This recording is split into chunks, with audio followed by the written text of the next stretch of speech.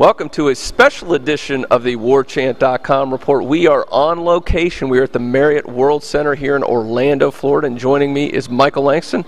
Welcome, Michael Langston, here down in Orlando here on Saturday. No, it's good to be here. I'm excited about this week. It's going to be crazy. Yeah, what's going on this week is the start of the Under Armour All-American Game practices, and registration goes on Sunday, or Saturday and Sunday, and then Sunday they start practices up, and we'll have live updates for you, recruit interviews updates all week long leading up to that game, which is January 2nd in the Trop. Now, it's a 4 p.m. game. Usually it's at night. It's at 4 p.m. this time, and there should be one or two guys, we'll talk about that later, that could commit to Florida State during that event. So a lot to get into today, and we'll be on top of it all week. But Michael, you told me this earlier and I was stunned by this. You said there are up to 17 targets if you include commitments for Florida State at this game. That is unbelievable. So if you're a Florida State fan, you follow recruiting, you need to be all over this event because it's going to be huge for Florida State recruiting-wise. So we want to get into that some. And let's start. There are two teams. You got Team Highlight, who's going to wear the white uniforms, and then the black team will wear is Team Nitro.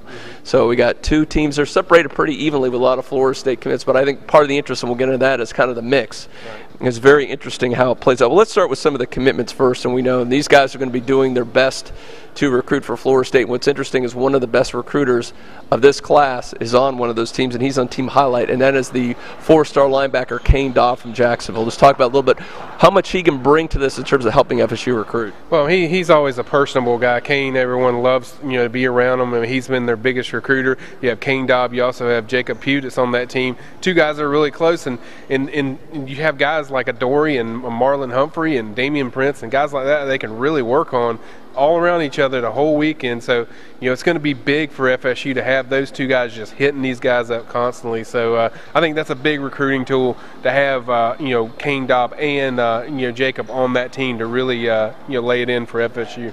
So it's going to be fun to see those two guys standing next to each other, playing for Team Highlight in the secondary or linebacker core for Team Highlight during the game. Also, Dexter Weidman's a sort of soft commit will be at that game, and I think it'll be nice. And I know we'll talk to him several times during the week, Michael. We'll get a better feel for how solid that commit is. There's always been South Carolina. We thought for a while he was probably definitely going to decommit. Now it looks like it could be up in the air a little bit, especially after he had a strong performance in the Shrine Bowl. Yeah, I get the impression that the kid wants to be at FSU. I mean, you listen to his comments, the way he talks about FSU, you feel he really wants to be there, but at the same time, you wonder how solid FSU is with that when they're having them bring him in on January 31st and, the grade situation. But you get the impression the way he talks about FSU that if they push, he could stay in this class, but right now it's 50-50. We just have to wait and see how it works out. But certainly a guy that had an incredible Shrine Bowl, and we're expecting big things again from him this week. And Alec Ellerby, the offensive lineman, is the only player on the other team, Team Nitro, the other commitment for Florida State. But let's talk about some of these top targets that Florida State's going to be involved with in this game. And there are some huge ones, Michael, especially on Team Highlight. A bunch of five-star guys at Florida State's after, starting with Adoree Jackson, who makes a trip all the way from California out here to participate in this Under Armour event. Five-star recruit. Big-time player, could play wide receiver, could play cornerback at the next level, but just talk about having guys like you mentioned, Kane Dobb, being able to recruit him, because he's one of those guys that's on the border right now. You really don't know what he's going to do. Yeah, that's what I've said. I mean, having him around Kane Dobb and even Jacob Pugh is huge because he's right on the fence. You don't know what he's going to do. He's high on FSU. He's got high interest.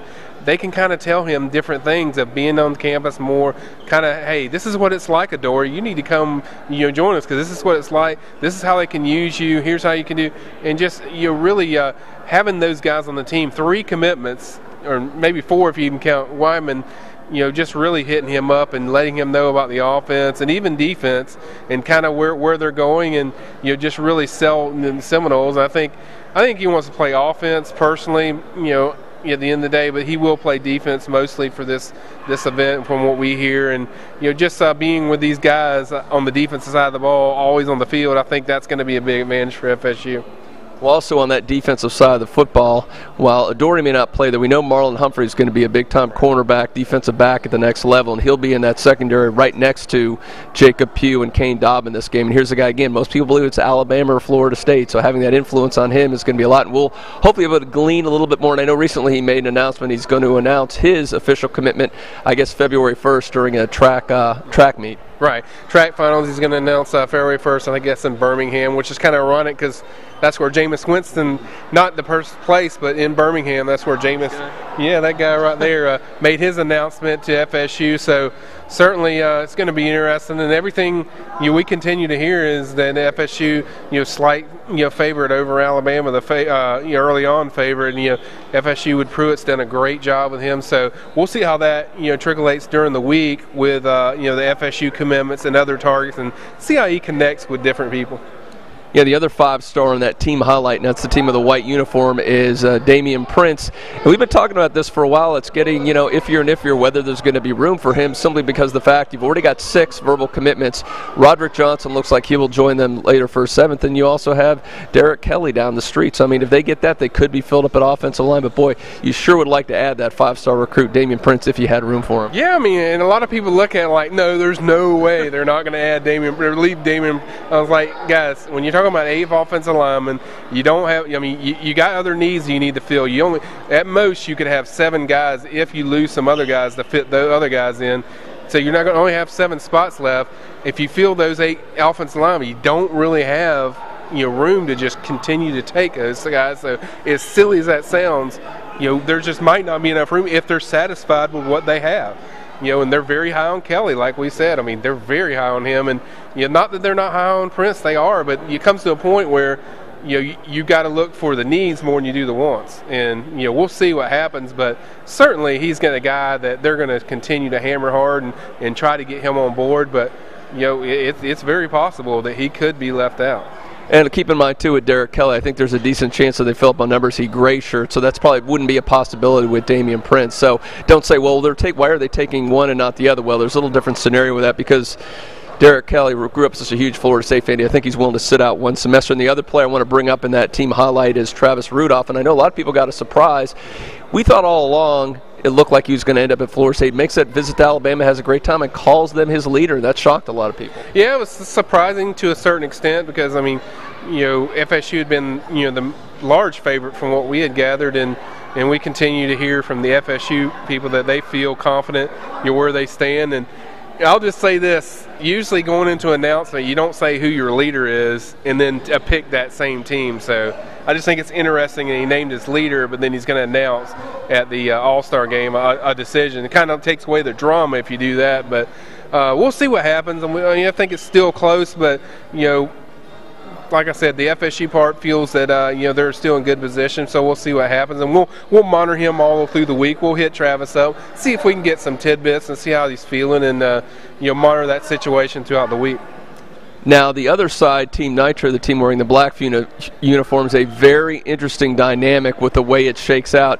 There are 3 players on that team, Michael, that are all, at least right now, technically committed to the University of Florida. And I'm talking about Ermon Lane, Dalvin Cook, and J.C. Jackson.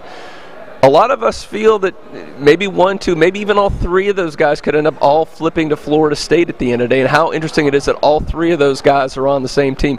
What's the confidence? We think at least 1 or 2 are going to flip, but what's the confidence of which guy do you think is the most likely to flip, and which one do you think is the most questionable out of those 3 guys? Well, I think definitely the most likely would be Dalvin Cook. I mean, we've called 3 months ago that we projected him to FSU, that we thought that he was going to be end up as a Seminole. I mean, everything connects well. I mean, he's got a close friend, Devontae Freeman. It's not a lock, but it's a decent chance that Devontae could come back. He could play with his best friend or one of his close friends.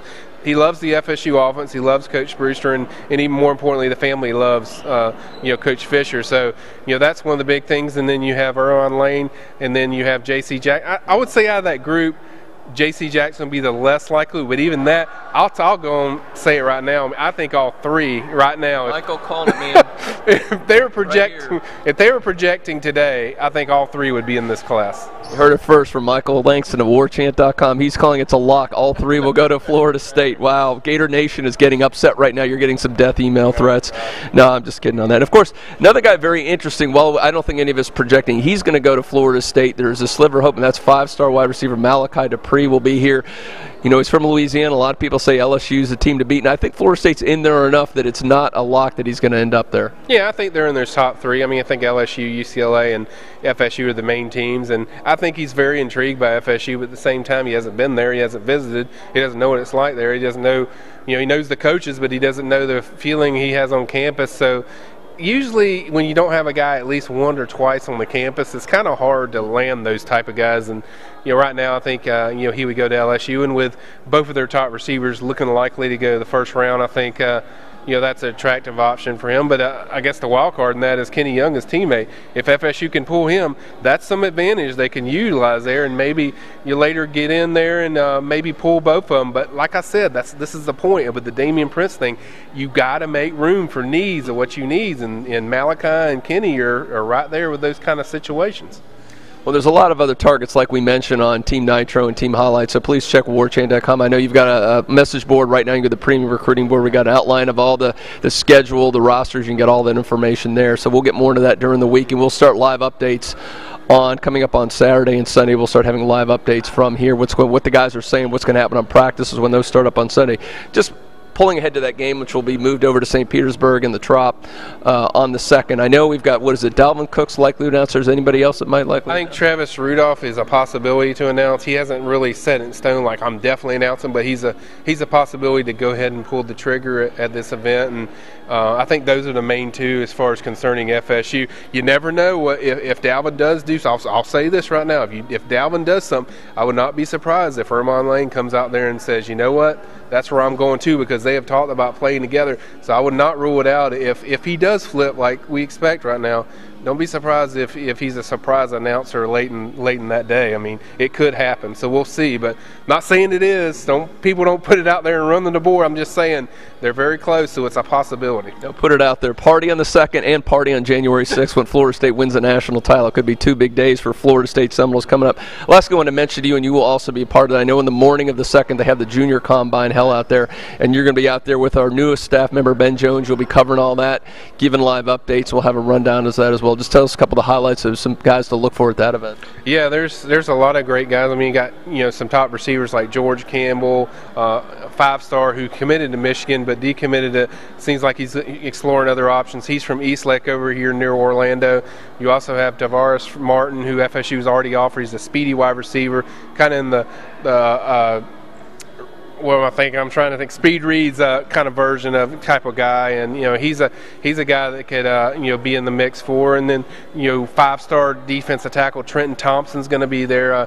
So I mean, there's going to be over 35, you know, probably legit targets for FSU in this game. Full list is on Warchant. Mine's going blank a little bit on all of them, but there's going to be a lot of top prospects. So we're going to cover them all. We'll have me and Keenan Condren out there. Ben Jones with us going to be out there. So we'll have your complete coverage and, you know, tell you anything that happens at the combine, and it's going to be a good time. It's going to be an exciting week, man. I'm pumped up. I'm ready to go out there now. What a great time for FSU fans. You recruiting fanatics all week long. You're just going to have wall-to-wall coverage of all these great FSU recruits, and then you will right into the national championship. While you're here finishing up the week and covering that, we're going to be in California giving you daily updates, video reports, podcasts from Pasadena, where Florida State's going to play for the national championship. Had to get that in there too, Michael. So we will have it all covered for you on warchant.com. Just keep it on Warchant every day, and we'll have you. Take care, folks.